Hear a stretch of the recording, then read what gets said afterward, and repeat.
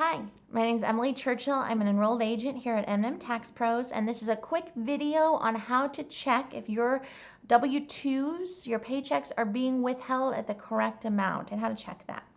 So it's a very simple process, and once you have done it once, you'll understand this. So what I do is when I get my paychecks, and this can be from, it can be from an acting job or even just a day-to-day W-2 salary job.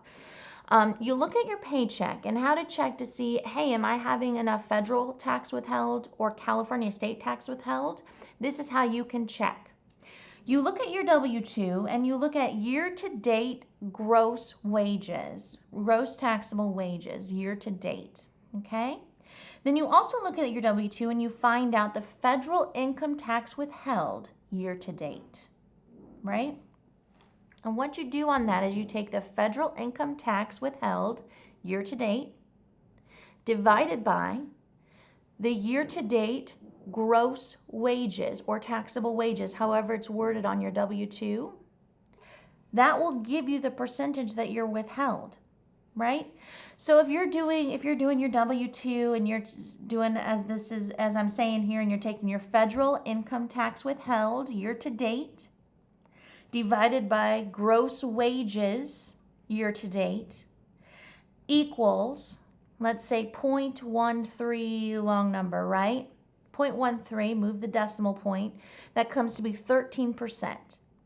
So what that's showing is year to date, up to the date where you're checking this, the year to date of that check, you're being withheld federally, federal income tax at 13%. And what you can do is you can go to the tax brackets, you can check online 2018 tax brackets, right?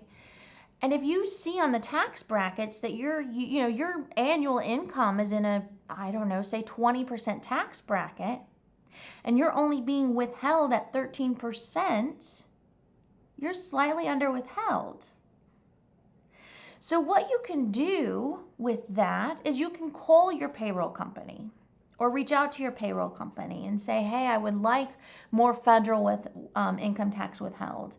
Depending on how they work, you could possibly give them a percentage, right? If you're in the 20% tax bracket, possibly saying, hey, I'd like to have 18% withheld or 20%, just to be on the safe side. And you should see on your next paycheck, if you do that, you should see that percentage up on the top where it says federal withholding. Instead of saying 0 or 1 or 2, however many exemptions you put, it should now say a percentage, okay?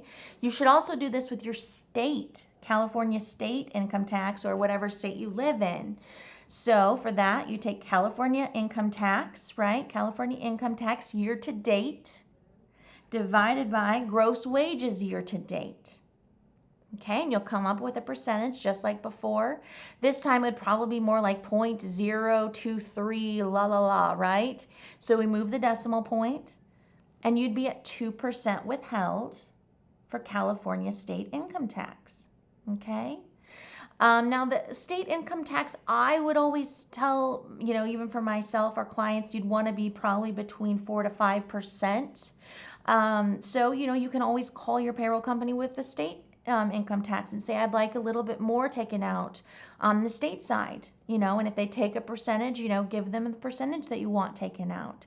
And please note that, the taxes are your responsibility as a taxpayer, right? So be sure you're looking at all your pay stubs and make sure that you are having enough federal income tax withheld and state income tax withheld, right? Because you can get your paycheck and say, oh, things were withheld. But if there's not enough federal income tax withheld or there's not enough state income tax withheld, when you go to do your tax return, you almost likely have to owe. Right? Sometimes clients are shocked by, owing because they're like, oh, I had taxes withheld. You may have had taxes withheld, but were they the right taxes? Were they the federal income tax and at the right rate? And were they the state income tax at the right rate, right? You're always going to have Social Security and Medicare always taken out. It's always going to be taken out. So, and also in California, you'll have California SDI taken out. So those 3 taxes are already taken out And that does not even include federal income tax or state income tax. So W-2 work is any union work or anything you fill out a W-4 for. That is what you will get a W-2 at the end of the year. Now, a 1099 is when you fill out a W-9 for that. And 1099, you will not have any taxes taken out usually.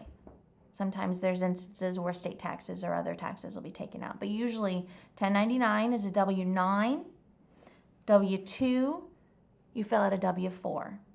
Now, when you fill out that W-4, a lot of times people will text me and be like, what do I put on my W-4? When it says exemptions and exemptions amount, legally, you should put the amount of exemptions, even though exemptions have been repealed, but you should put the amount of exemptions or people that are on your tax return.